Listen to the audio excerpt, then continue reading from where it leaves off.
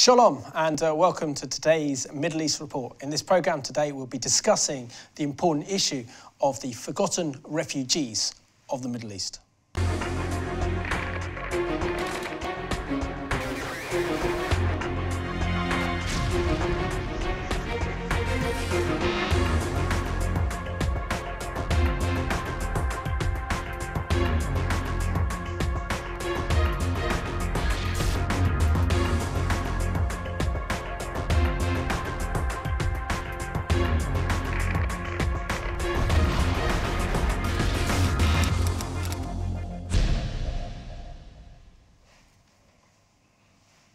Warm welcome to the programme. My guest today is Lyn Julius, who is a journalist and an author, and is here representing an organisation called Harif. Lyn, welcome back to the Middle East Report. It's been far too long since you were last on the programme. You were on the programme back in 2011, in the pioneering days of this programme, and it's great to have you back on the programme today.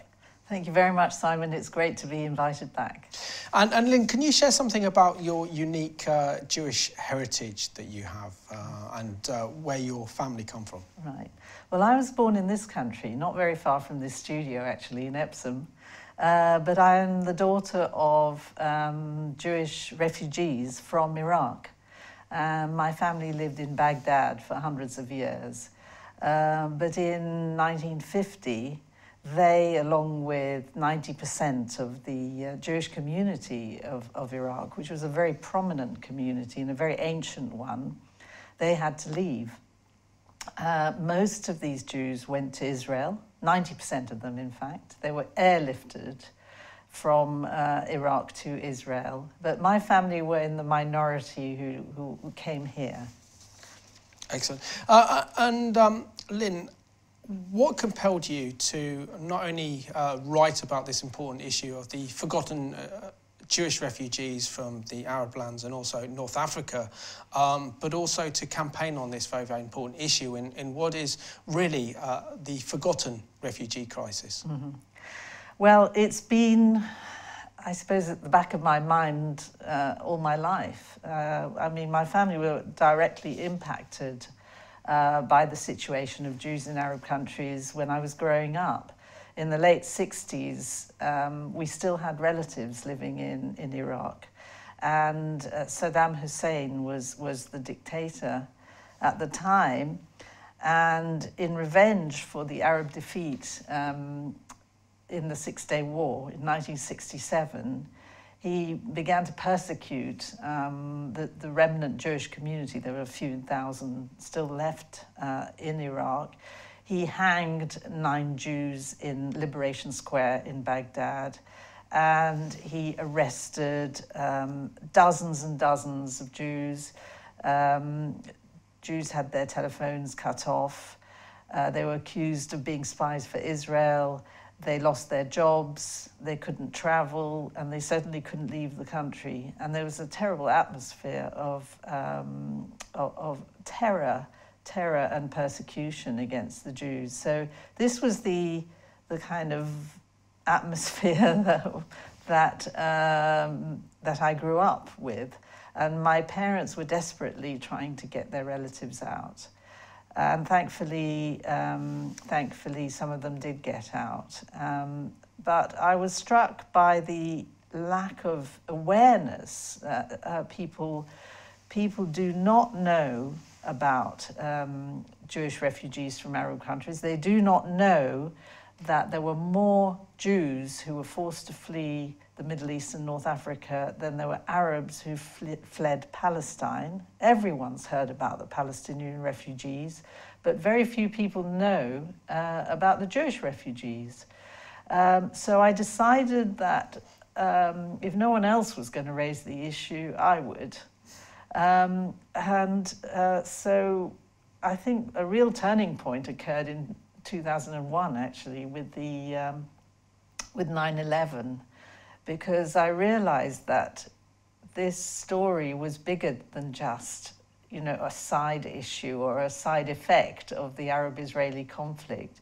It seemed that the Muslim world had a real problem with people who were different from them, and that certain sectors of the Muslim world, namely the Islamists, were prepared to kill and die in order to impose their particular beliefs and on others.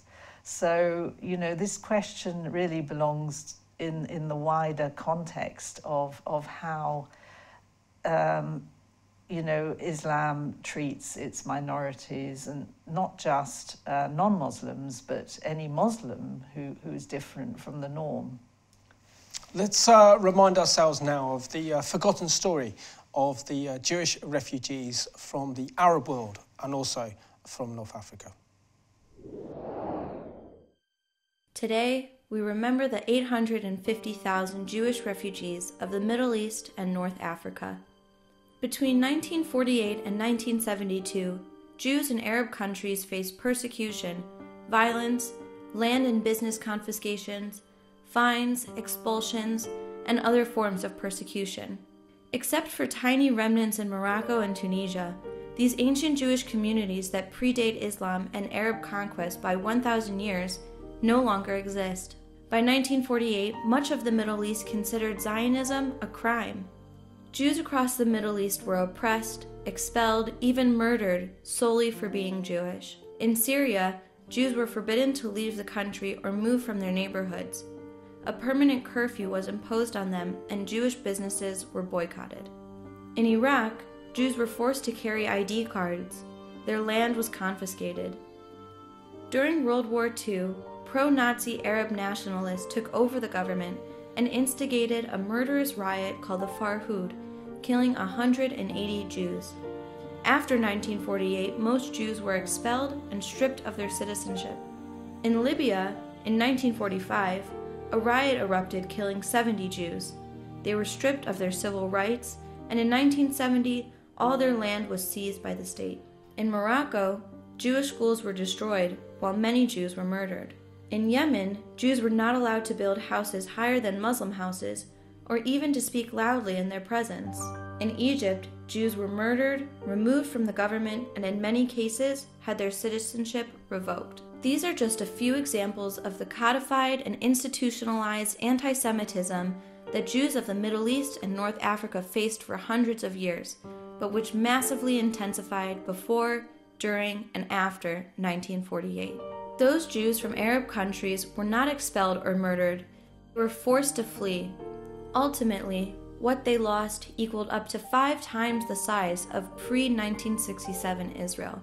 They received no compensation from Arab governments to this day, nor any assistance from the international community. For peace to be just, credible, and enduring, the rights of the Jewish refugees from the Middle East and North Africa must also be addressed. Today, we remember their struggle, their legacy, and their fight to survive.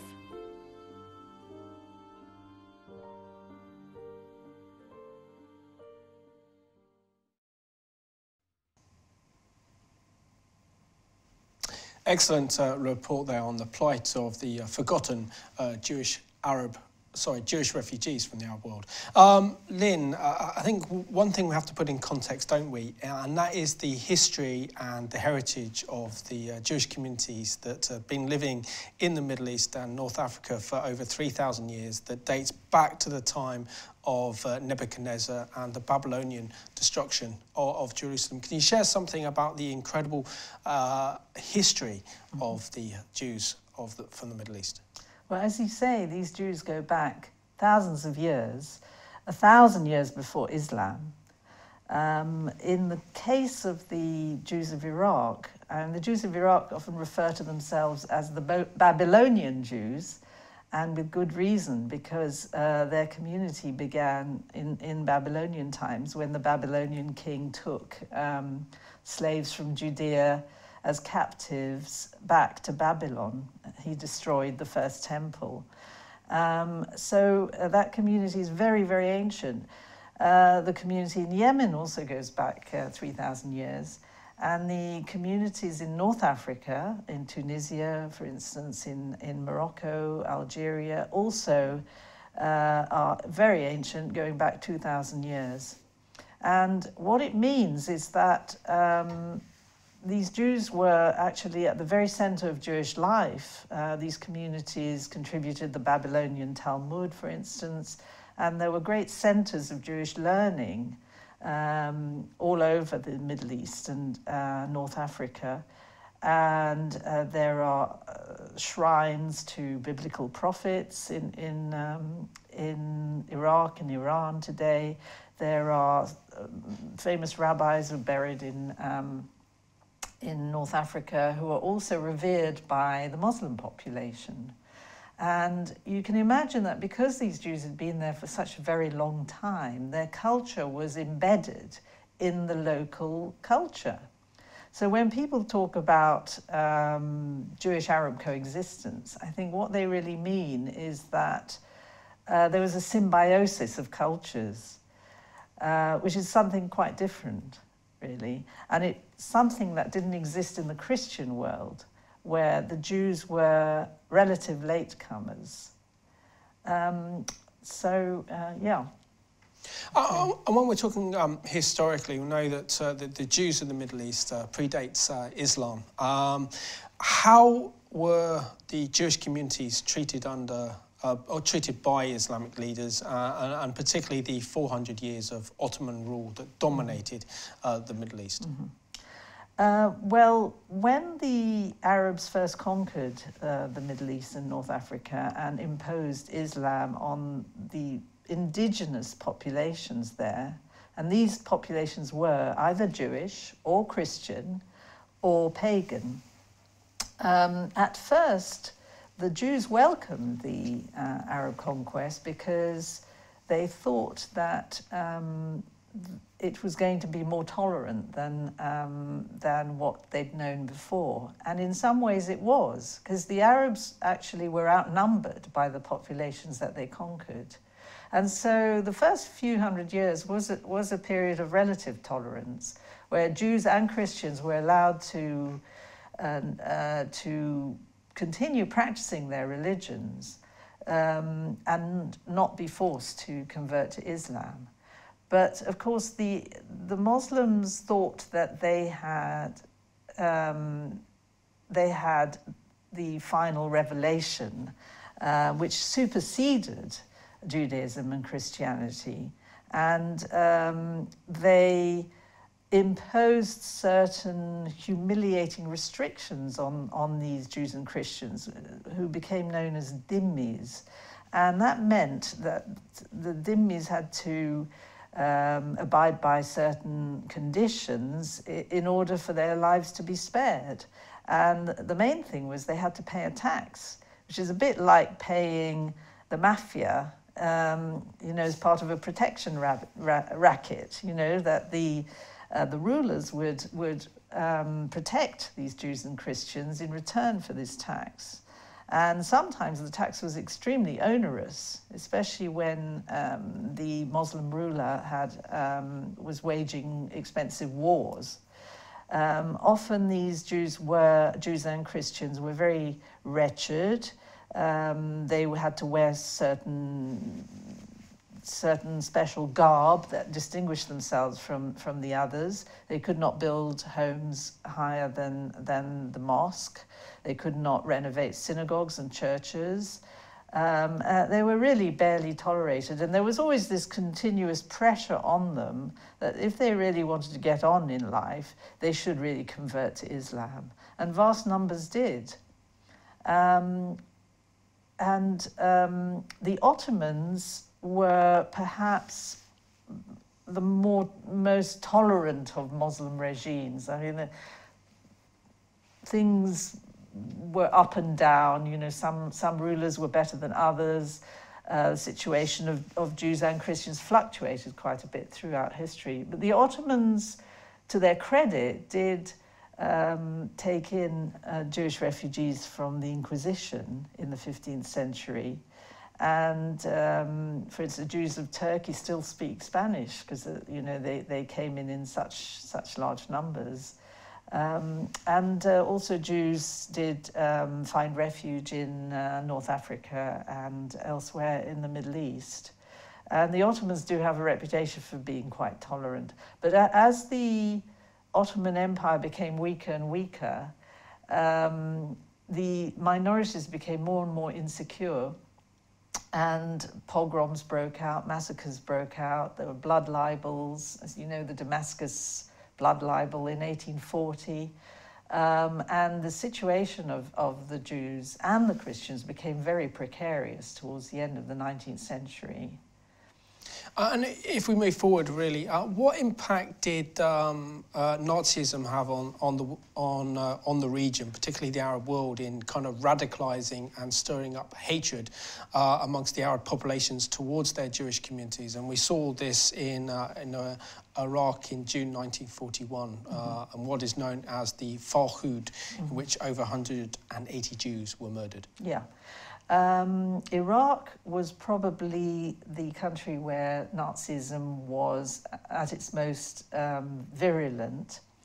Nazism influenced the Arab world in two ways. One was nationalism, and you saw the rise of Nazi-style parties like the Ba'ath Party, which were sort of ultra-nationalist parties, blood and soil sort of parties that excluded minorities because they were not Arab and because they were not Muslim. So you had that on the one hand, and on the other hand you had movements like the Muslim Brotherhood, which was founded in 1928 and which was very heavily influenced by Nazism, to the extent that anti-Semitism, a sort of European form of anti-Semitism, was at the core of Muslim Brotherhood ideology. And by that I mean, under traditional Islam, the Jews were a defeated people. Muhammad had defeated the Jewish tribes and massacred them. And Islam sort of tolerated the remnants of the Jews and Christians, almost like a relic of a previous age. But basically they were harmless and they weren't a great threat to Islam. But what Nazism did was it had this idea of Jewish power, that the Jews wanted to control the world. They were conspiring to dominate the world. And the pro-Nazis in the Arab world absorbed this idea. And it's still very much at the center of, say, the Hamas Charter. And the Hamas is an offshoot of the Muslim Brotherhood. And the Muslim Brotherhood is still very much with us today. And a lot of the Islamists, those who were active in northern Iraq, in Daesh, were also members of the Muslim Brotherhood. So we mustn't underestimate their influence. And this is the legacy, in my opinion, of Nazism today. And also the figurehead, I think we have to discuss as well, don't we, Lynn? And that was the Grand Mufti of Jerusalem, al-Husseini, and his personal ties to Hitler, and the fact that he wanted to create his own Muslim division of the SS, which was created. So under his leadership and his influence within the Muslim Brotherhood, did we see that importing of the Nazi ideology into Arab thinking? Absolutely. The Mufti is absolutely key to understanding why the Arab world went into conflict with the Jews and Israel. The Mufti obviously entered into an alliance with Hitler, and in 1941, after he incited the Farhud, because he was in exile in Iraq, he took refuge in Berlin and spent the rest of the war as a guest of Hitler. But he's absolutely key in terms of importing a kind of, fabricating a kind of anti-Semitism that combined European elements, as we've just mentioned, with traditional Islamic anti-Semitism. So he kind of concocted a new anti-Semitism. And in fact, the Mufti himself was not very knowledgeable about Islam, and he invented things completely as well. Like, for instance, the idea that if a Muslim killed a Jew, he would go to heaven. That was something that the Mufti invented. Anyway, so his brand of anti-Semitism is still very strong in the Arab world today. And he is venerated as a hero by Palestinians, although they sort of downplayed his influence until recently. But only last week, I don't know if you remember, the mayor of Dublin visited Ramallah for a conference, and behind him on the screen was projected an image of the wartime Mufti. And this means that the Palestinians, we're talking about the so-called moderate Palestinians here, you know, the people who rule the West Bank, Fatah and the Palestinian Authority, they obviously feel now that they've been emboldened to demonstrate their links with the Mufti and to show how important he still is to them. And I think this is radical. This is absolutely amazing that you know, they now feel that they don't have to hide you know, the fact that they still admire the Mufti. Let's have a look now at Edwin Black talking about the Farhud that happened in June 1941 in Iraq.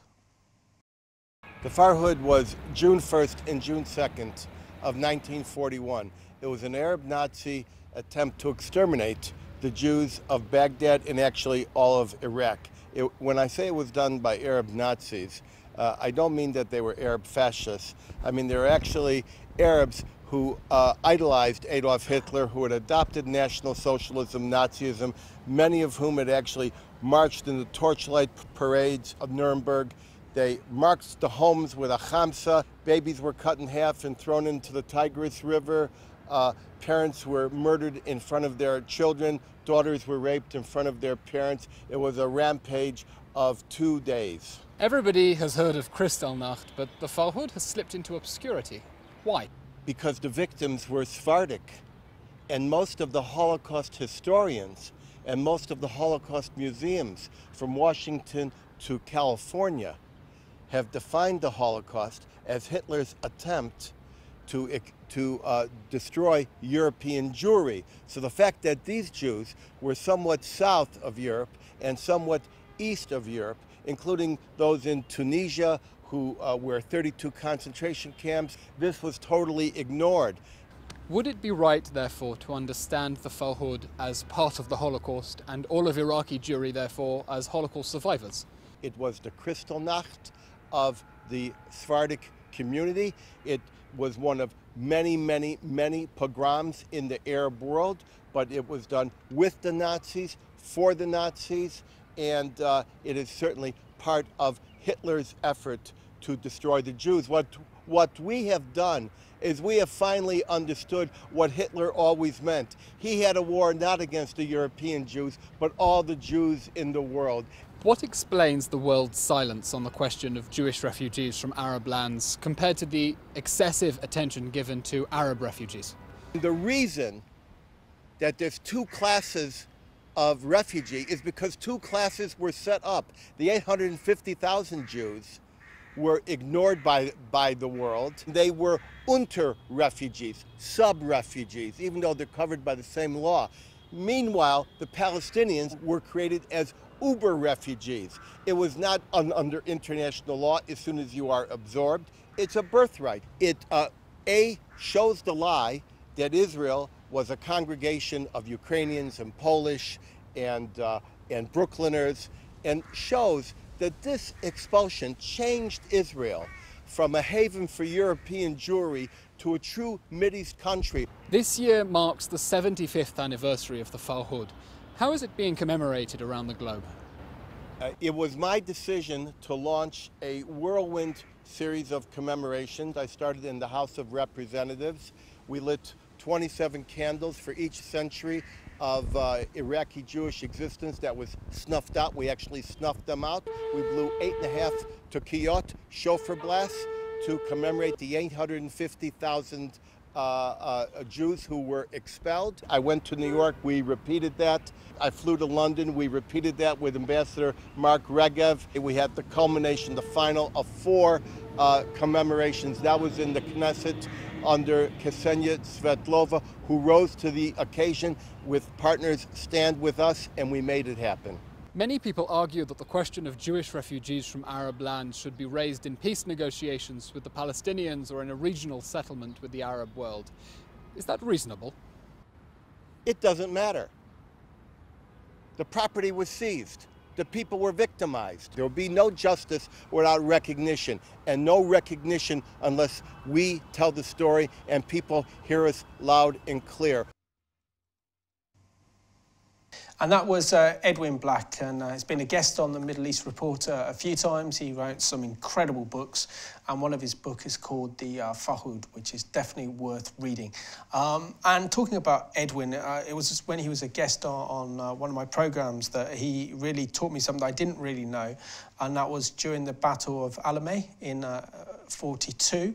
And if it wasn't for that British victory at Alamein, the Germans were preparing to send in SS divisions into Egypt and then into British Mandate of Palestine to round up the Jews living there, which would have been hundreds of thousands. So why is the history of the Jews in the Middle East during the Nazi era not included in the narrative of the Holocaust? Mm-hmm. Well, that's a very good question. I would say it's a matter of numbers, really, because the Jews in Arab countries were perhaps 10% of the total Jewish population. The Nazi Holocaust had a huge impact on the Jews of Europe. I mean, 6 million Jews died. When you look at the impact of Nazism on the Middle East and North Africa, perhaps 4,000 Jews died. So you can't really compare the two. But having said that, the Nazis did have a plan to bring the Holocaust to North Africa and the Middle East, and in some instances they actually did manage to achieve, some of their aims. The Farhud is an example of a Nazi or a pro-Nazi massacre incited by Nazi propaganda, radio propaganda, the efforts of the pro-Nazi Mufti and the pro-Nazis in Iraq. But apart from that, the North African countries were under French Vichy rule, who were collaborating with Nazism, or the Italian fascists in the case of Libya. And all these countries imposed certain anti-Jewish rules which stripped Jews of their citizenship. In the case of Algeria, where the Jews were French, they were excluded from public service jobs, they were excluded from the professions, they were forced into ghettos, they were forced out of public schools. And this isn't very widely known. And the Vichy governments also drew up a sort of a inventory of Jewish property, and that was the first stage before actually seizing Jewish property.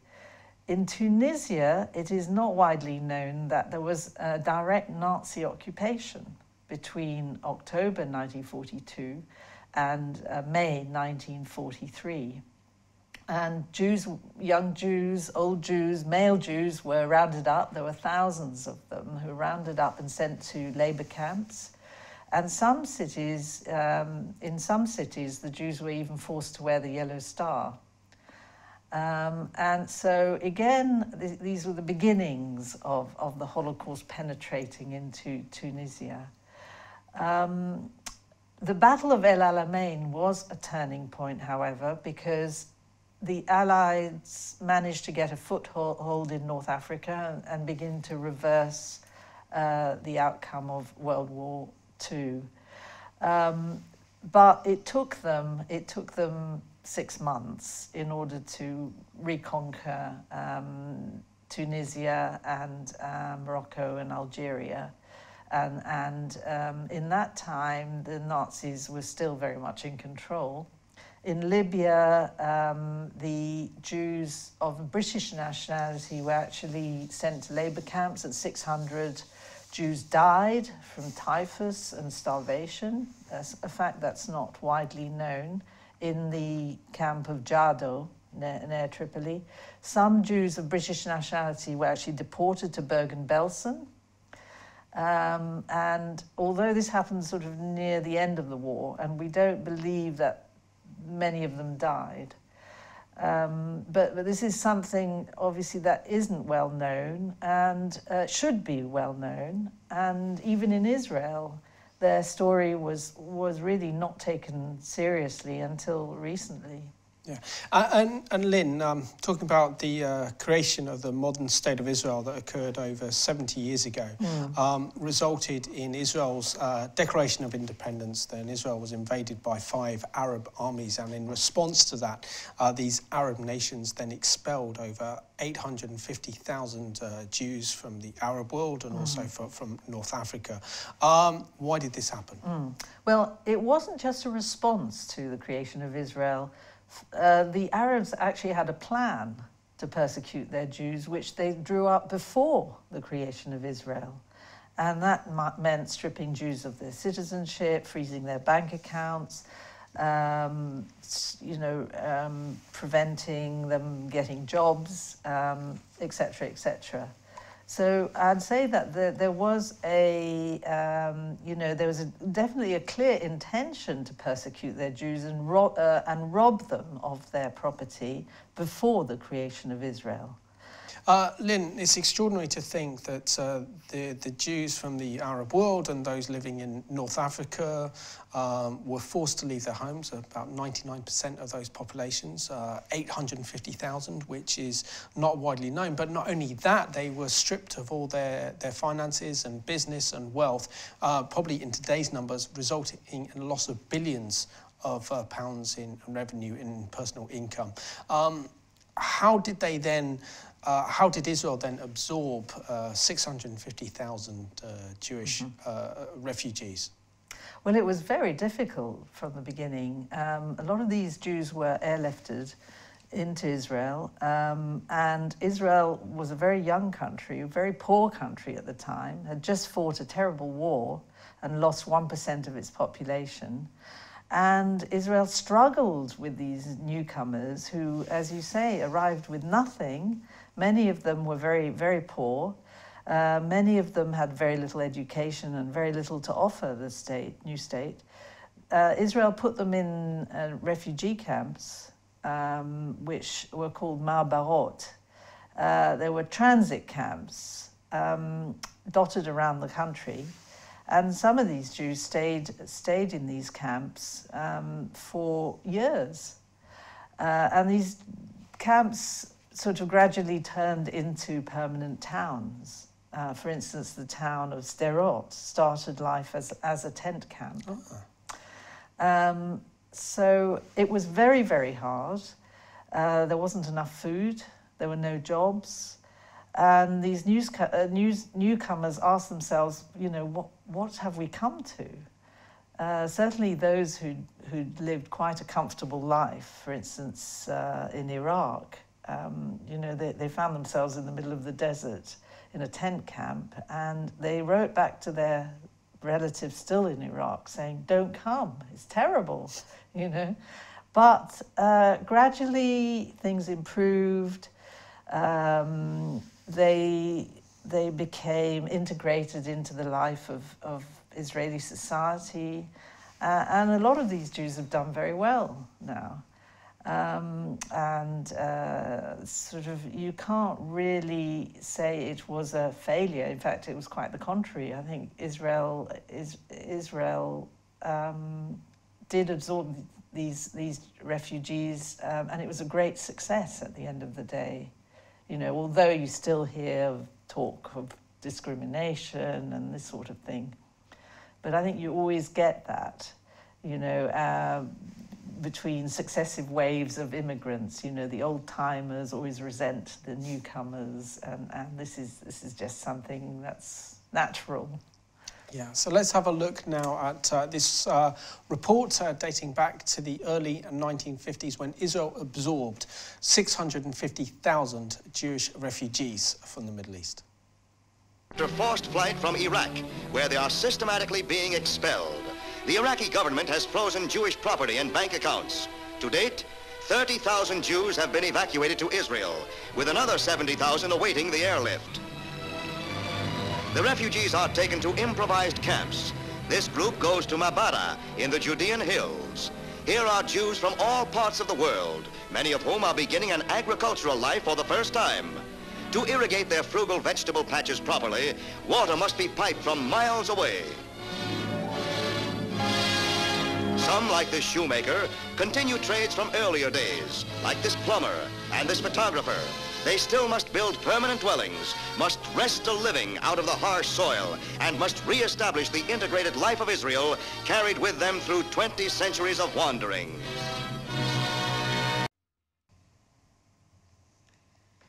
Excellent report there, dating back to the early 1950s. Now we have a personal testimony video of one woman who was forced to leave her homeland in North Africa. This is a picture of me wearing my great-great-grandmother's wedding dress. It's customary that Libyan Jewish women were wearing traditional dresses, and I wore the same thing for my wedding. I was born and raised in Tripoli, Libya, and from a family that had been living in the area for over 2,000 years. From a very young age of 6 years old, my mother and I went in to check into the school that was in the neighborhood, and when we walked in, the teacher was saying to the 6-year-old little girls, if you have 10 Jews and you kill 5 of them, how many Jews do you have left to kill? Jews in Libya specifically never knew who was going to come in and possibly kill you and who was going to save you. I remembered being the 5th of June of 1967. My mother called the office and said that our home had been surrounded by mob and that they put a white X on it and they had burned all the cars that were parked along the side of the road, and they were intent to burn our house as well. It was because this Egyptian man rushed out to the mob and stopped them for pouring gasoline on the house. They said, oh no, we know this building is owned by a Jewish family. And he said, yes, it is, you're right, but they went to Italy to see their son, which was not true. He saved my family's life. A police officer came in, took a fat bribe from my father at the time, took the keys to his car as part of the bribe, and came back with the travel documents with the one-way exit visa. We were never to be returning to Libya. Instead of taking us to the airport, they stopped halfway to a hotel. And they said, all you filthy Jews, get out. So we get out, and my father is asking, what's going on? Aren't you supposed to take us to the airport? No. They said, we don't have enough soldiers to protect Jews. You're on your own. So having no choice, miraculously, a bus pulls up going to the airport.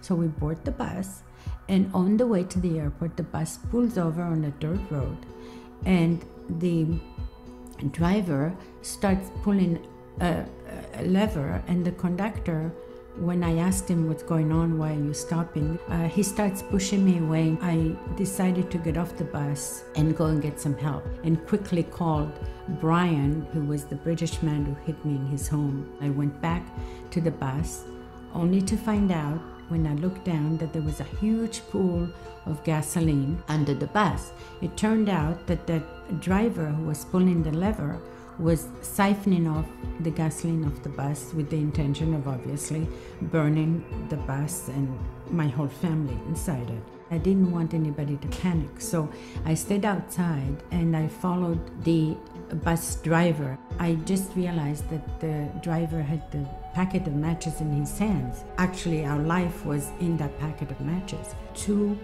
jeeps came up and pulled over. One was the jeep with Brian. A second jeep was his neighbor and also an engineer working for the same company. 2 wonderful Christian British men, and we boarded those 2 jeeps and we got to the airport. Eventually, we got on the plane. Jewish people over the centuries and over hundreds of years have been victimized, whether it's the pogroms in Russia or medieval time or persecution under the Romans or name it. We always moved on. we never lost our dignity. And I think this goes throughout the history, that we were victimized, but we never felt as victims. Israel is really the only place for Jewish people. If anti-Semitism was to occur anywhere in the world, the Jews would have a place to go. I'm Gina Waldman, and I was a refugee.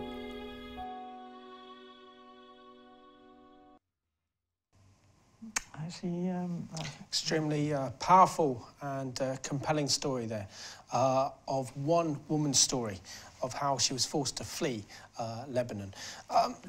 Libya, sorry. Lynn, we've had a big discussion really about the forgotten refugees of the Arab world and the Middle East. And sadly, the world doesn't really know this story, and that's why it's imperative that this story be told and that more people are aware of it. But we hear so much of the so-called Palestinian refugees, particularly now as the Muslim Brotherhood and the Hamas are trying to force the March of Return on what they call the 70th anniversary of the Nakba. In light of the Jewish refugee crisis and their plight, shouldn't UNRWA be disbanded? Yes, I think you're absolutely right. I think the Palestinian refugees are the only refugees ever to have a dedicated UN agency which basically perpetuates their problem. And it does it in this way by conferring hereditary refugee status on successive generations of Palestinian refugees. In other words, those people who actually did leave in 1948, maybe there are 30,000 of them left, but because they had children and grandchildren and maybe great-grandchildren, these great-grandchildren are entitled to call themselves Palestinian refugees as well, even though they never knew Palestine, they never knew Israel. So what the international community has done is create an ever-increasing number of people who call themselves Palestinian refugees. And I think they're now up to about 5 million, maybe 6 million people, which is absolutely crazy. Really. So UNRWA is perpetuating the problem. I agree with you. I think it should be disbanded.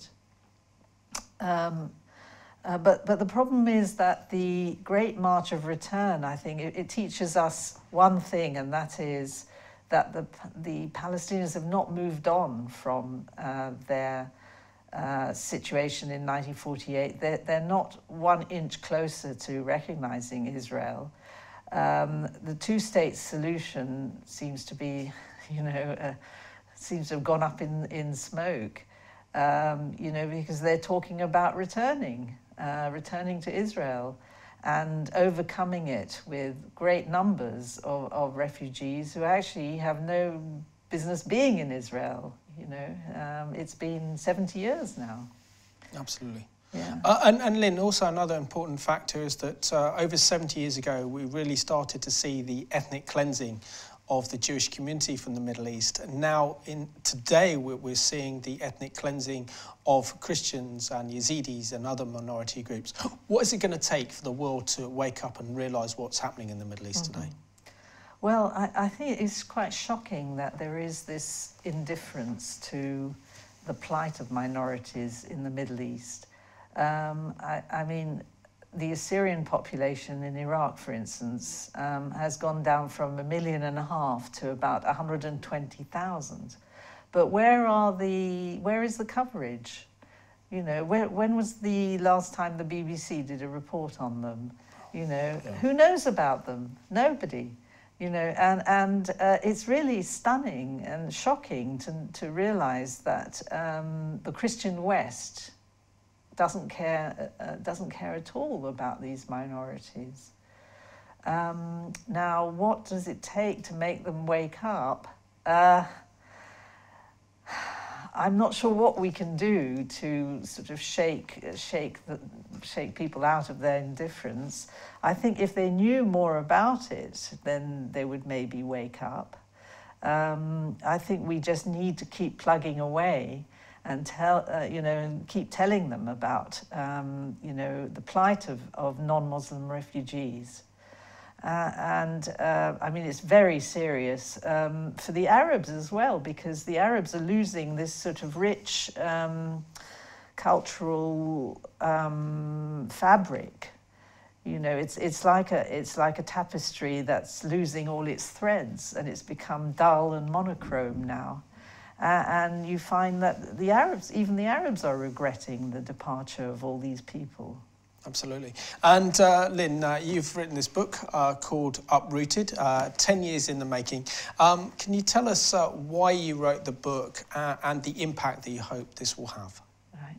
Well, I don't think such a book exists to date. So Martin Gilbert did write a book that mentions the Jewish refugees and talks about the history of Jewish communities in the Muslim world. But it's a history book.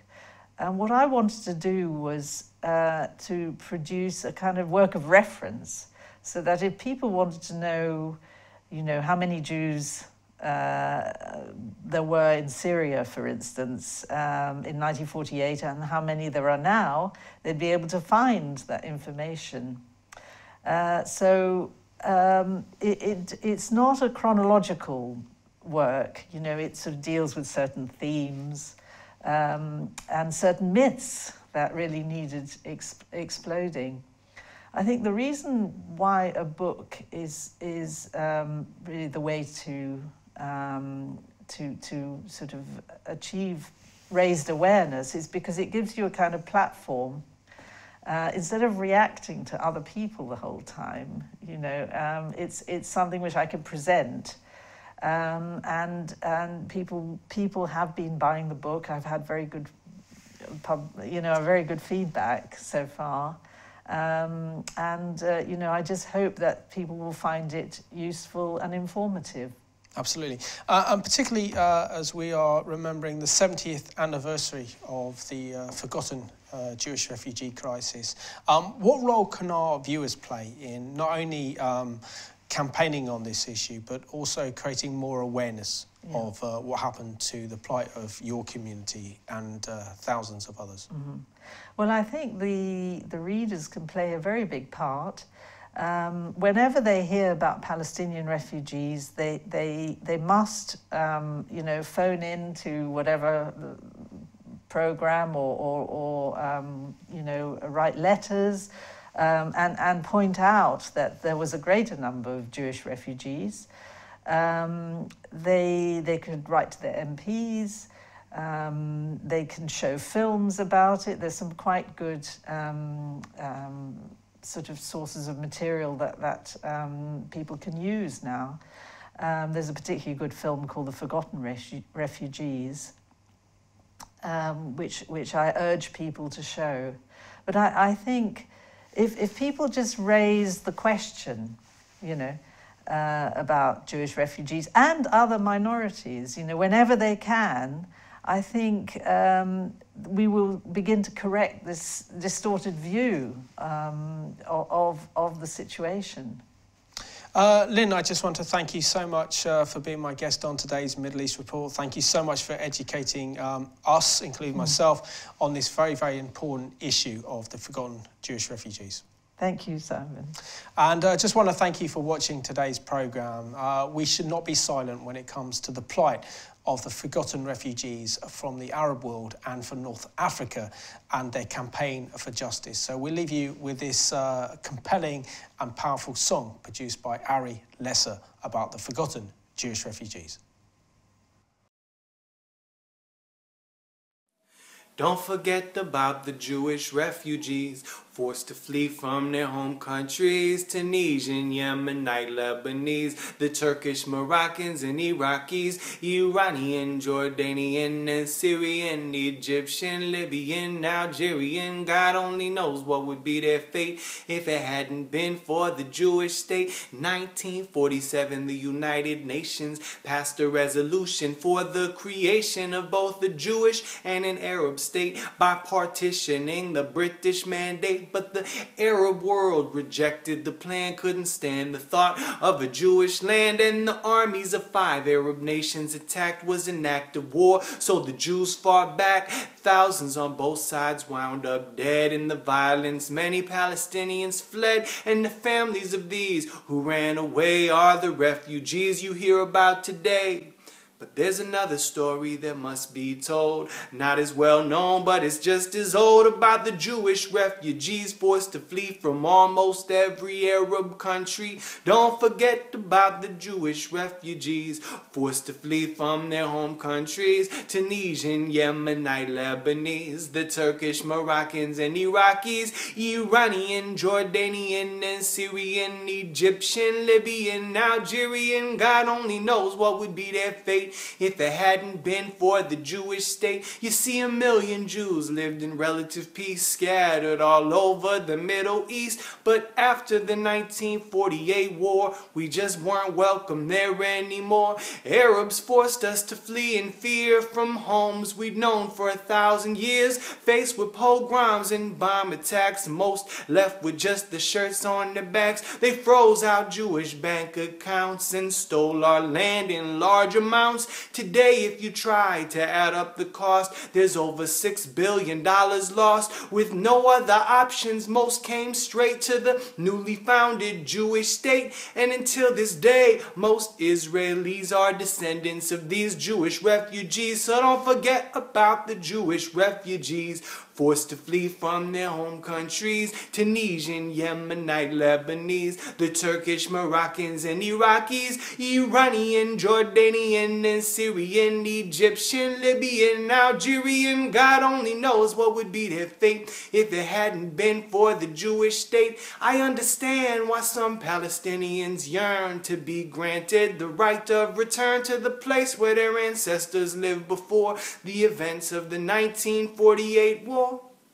Yet I just can't help but contemplate what would happen if Israel opened its gates when the Arab nations all heard the news. Do you think that they would do the same for the Jews? Would they give citizenship to the families of the 850,000 refugees and return all of their stolen properties back to the Jews from whom they were seized? Would they issue apologies for the bombs, anti-Jewish riots, and pogroms which forced nearly 1 million Jews to run for their lives with nothing to lose? Don't forget about the Jewish refugees forced to flee from their home countries. Tunisian, Yemenite, Lebanese, the Turkish, Moroccans, and Iraqis, Iranian, Jordanian, and Syrian, Egyptian, Libyan, Algerian. God only knows what would be their fate if it hadn't been for the Jewish state.